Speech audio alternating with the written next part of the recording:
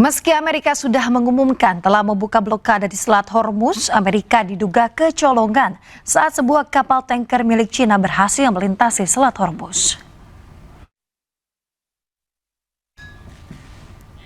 Berdasarkan data pelayaran, pada Selasa 14 April, kapal Rich Sterry berhasil melintasi Selat Hormuz dan melewati blokade Amerika Serikat tanpa diserang.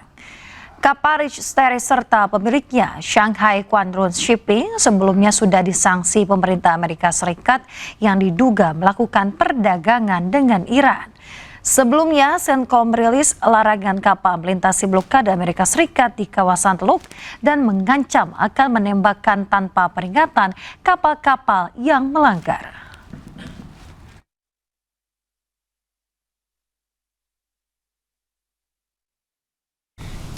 Setelah mengumumkan membuka Selat Hormuz, Amerika Serikat mengeluarkan video yang menegaskan blokade tetap berlanjut. Bahkan Amerika Serikat mengancam akan menembak tanpa peringatan sejumlah kapal yang melanggar. Formal blockade of Iranian ports and coastal areas. This is illegal action. All vessels are advised to immediately return to port if leaving and discontinue transit to Iran if that is your next port of call. Do not attempt to breach the blockade. Vessels will be boarded for interdiction and seizure transiting to or from an Iranian port. Turn around and prepare to be boarded. If you do not comply with this blockade, we will use force. The whole of the United States Navy is ready to force compliance. Pemirsa, usai negosiasi gagal, Iran temui Pakistan bicara negosiasi baru untuk Amerika Serikat. Sejak pembicaraan awal berakhir tanpa kesepakatan pada minggu lalu, Iran terus bertukar pesan dengan Amerika Serikat melalui Pakistan dan juga kedua belah pihak belum menyetujui putaran selanjutnya.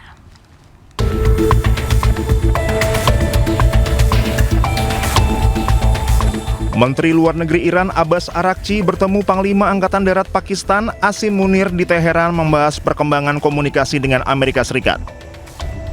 Tujuan kunjungan delegasi Pakistan untuk menyampaikan pesan Amerika Serikat kepada Iran dan merencanakan putaran negosiasi selanjutnya. Iran terus bertukar pesan dengan Amerika Serikat melalui Pakistan sejak pembicaraan awal berakhir tanpa kesepakatan pada minggu lalu dan kedua pihak belum menyetujui putaran selanjutnya. Kedatangan pejabat militer tertinggi Pakistan ini menunjukkan peran Pakistan sebagai mediator kunci antara Amerika Serikat dan Iran. Upaya diplomatik ini dilakukan saat gencatan senjata 2 pekan Amerika Serikat dan Iran yang dimediasi Pakistan masih berlaku. Sementara Perdana Menteri Pakistan, Shehbaz Sharif, tiba di Jeddah, Arab Saudi. Shehbaz bertemu putra mahkota Arab Saudi, Mohammed bin Salman.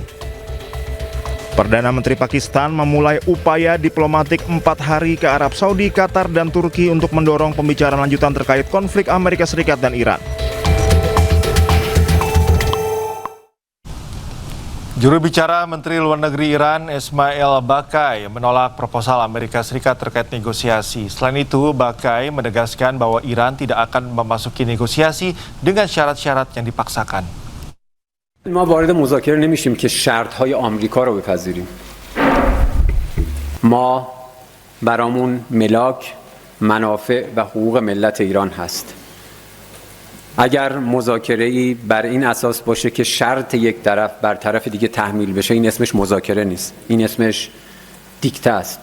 تحمیل هست و میدونید که جمهوری اسلامی ایران، ملت ایران هیچ وقت چنین Pemirsa, Presiden Amerika Serikat Donald Trump dalam wawancara dengan Fox News mengklaim bahwa perang dengan Iran hampir berakhir. Trump juga menyebut Iran sangat mendambakan kesepakatan dalam perundingan dengan Amerika Serikat. I had to divert because if I didn't do that, right now you would have Iran with a nuclear weapon. And if they had a nuclear weapon, you would be calling everybody over there, sir. And you don't want to do that. Well, you keep saying was. Is this war over? I think it's close to over, yeah. I mean, I view it as very close to over. You know what? If I pulled up stakes right now, it would take them 20 years to rebuild that country. And we're not finished. We'll see what happens. I think they want to make... Menteri Turki Recep Tayyip Erdogan mengusulkan agar Amerika Serikat, Israel, dan Iran memperpanjang gencatan senjata dan melanjutkan negosiasi. Pihaknya juga mengecam keras Israel yang terus menyerang Lebanon dan membuat eskalasi konflik semakin memanas. Biliyorsunuz çatışmaların 40. gününde Pakistanlı kardeşlerimizin takdire şayan gayretleriyle 15 günlük bir ateşkes ilan edildi. Böylece haftalardır yüreği ağzında yaşayan bölge halklarıyla birlikte tüm insanlık 40 gün sonra ilk kez rahat bir nefes aldı. Biz de geçici ateşkesten memnuniyetimizi dile getirdik. Fakat İsrail hükümetinin Lübnan'a yönelik saldırılarını devam ettirmesi barış umutlarına ilk darbeyi vurmuş. Para pemukim Israel di selatan tepi barat melakukan serangan hingga menerobos masuk ke salah satu rumah warga Palestina.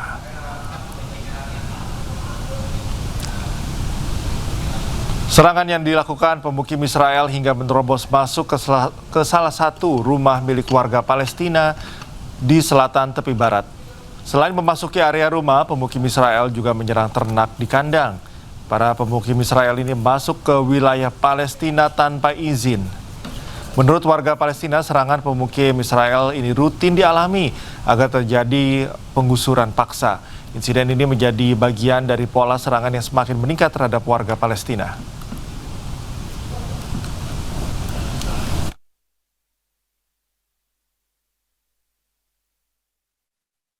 Pemirsa, puluhan ribu lebah dilaporkan menyerbu sejumlah wilayah Palestina yang diduduki oleh Israel. Otoritas setempat pun mengeluarkan peringatan kepada warga agar waspada.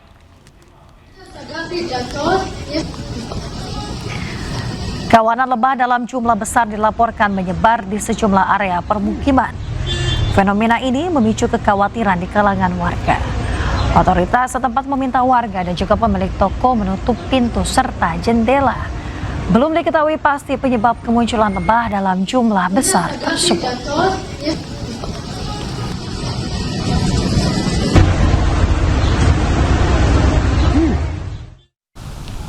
12 warga Palestina bebas setelah ditahan Israel selama 3 tahun. Keluarga pun menyambut bahagia kedatangan kembali anggota keluarga mereka.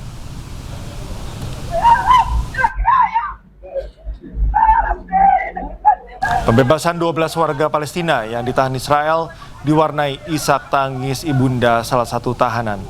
Ia menunggu anaknya yang ditahan Israel selama 3 tahun.